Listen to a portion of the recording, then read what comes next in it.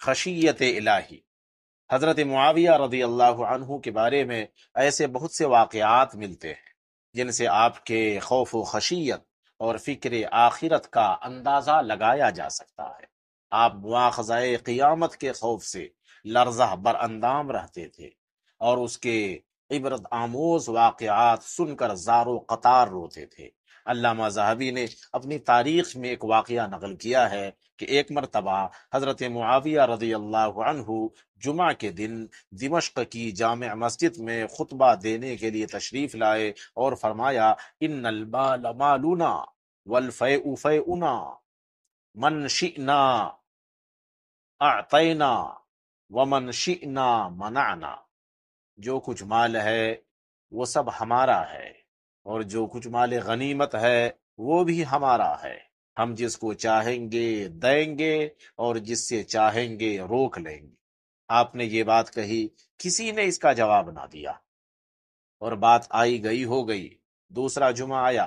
اور آپ خطبہ کے لیے تشریف لائے تو آپ نے پھر یہی بات دہرائی، پھر کسی نے جواب نہ دیا اور خاموشی طاری رہی۔ تیسرا جمعہ آیا اور آپ نے پھر یہی فرمایا تو ایک آدمی کھڑا ہوا اور کہنے لگا کہ ہرگز نہیں، مال ہمارا ہے اور مال غنیمت، اور غنیمت کا مال بھی ہمارا ہے، جو ہمارے اور اس کے درمیان حائل ہوگا ہم تلواروں کے ذریعے اللہ تک اس کا فیصلہ لے کر جائیں گے۔ یہ سن کر آپ ممبر سے اتر آئے اور اس آدمی کو بلا بھیجا اور اندر لے گئے۔ لوگوں میں چیمی گوئیاں ہونے لگیں کہ شاید آپ ان پر تشدد کریں، تو آپ نے حکم دیا کہ سب دروازے کھول دیے جائیں اور لوگوں کو اندر آنے دیا جائے۔ لوگ اندر آئے تو کیا دیکھتے ہیں کہ وہ حضرت معاویہ رضی اللہ عنہ کے ساتھ بیٹھا ہوا ہے۔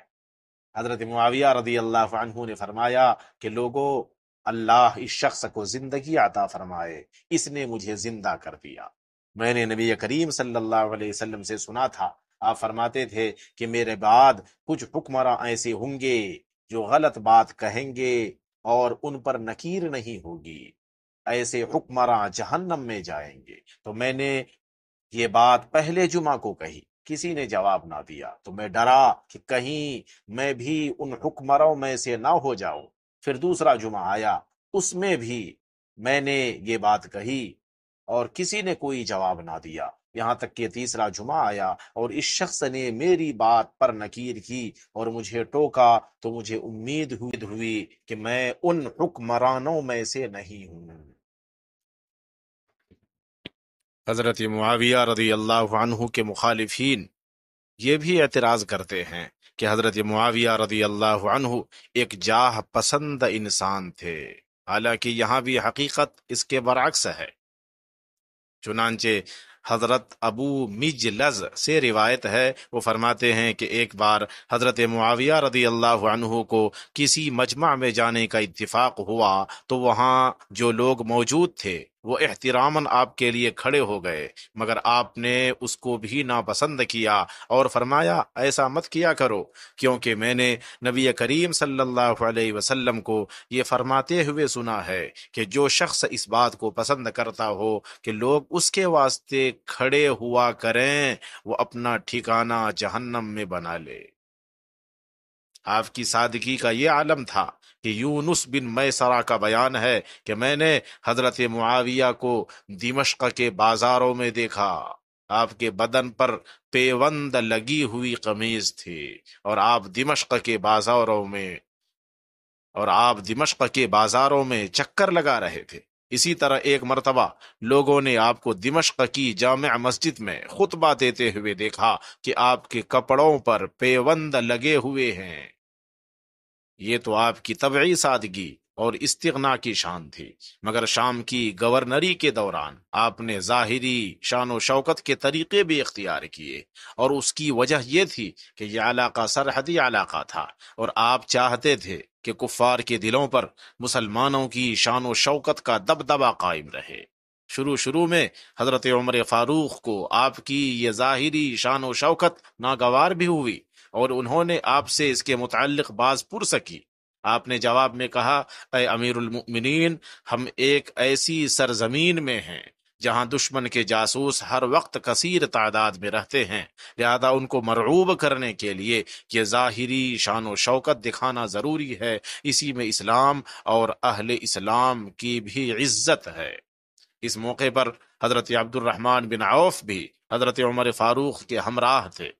وہ آپ کے اس حکیمانہ جواب سن کر کہنے لگے کہ امیر المؤمنین، دیکھیے کس بہترین طریقے سے انہوں نے اپنے آپ کو الزام سے بچا لیا۔ حضرت عمر فاروق نے جواب دیا، اسی لیے تو ہم نے ان کے کاندھوں پر یہ بارے گراں ڈالا ہے۔ حضرت امیر معاویہ کا مقام اس سے بھی معلوم ہوتا ہے، اس سے بھی واضح ہوتا ہے کہ آپ سے نبی کریم صلی اللہ علیہ وسلم کی 163 احادیث مروی ہیں، اور آپ سے احادیث روایت کرنے والوں میں حضرت ابن عباس، حضرت انس بن مالک، حضرت معاویہ بن خدیج، حضرت عبداللہ بن زبیر، حضرت صائب بن یزید اور حضرت نعمان بن بشیر جیسے صحابہ، اور محمد بن سیرین، سعید بن المسیب، علقمہ بن وقاص وغیرہ حضرات ہیں۔ آپ اعلیٰ درجے کے خطیب تھے۔ آپ کے خطبات عربی ادب میں ایک ممتاز حیثیت رکھتے ہیں۔ اسی طرح وہ حکیمانہ اقوال جو آپ سے منقول ہیں نہایت اہمیت کی حامل ہیں، اور علم و حکمت میں اپنی مثال آپ ہیں۔ آپ نے اپنے دور میں علم و حکمت کی سرپرستی کی۔ سلمان ندوی صاحب، کبھی حضرت معاویہ کی سیرت تو بیان کر دیجئے، عشق نبی اور خشیت الہی کا بھی تو تذکرہ کیجئے، ان کی سادگی کو تو بیان کیجئے، ان کی مرویات کا بھی تذکرہ کیجئے، اور کتنے دنوں تک انہوں نے حکومت کی، اور ان کی حکومت کے دوران مسلمانوں کی کیا حالت تھی، مسلمانوں کی کتنی عظمت تھی، کتنا وقار تھا، اور اسلامی سرحد کہاں کہاں تک پھیل گئی، کبھی تو اس کا بھی تذکرہ کیا جائے؟ یا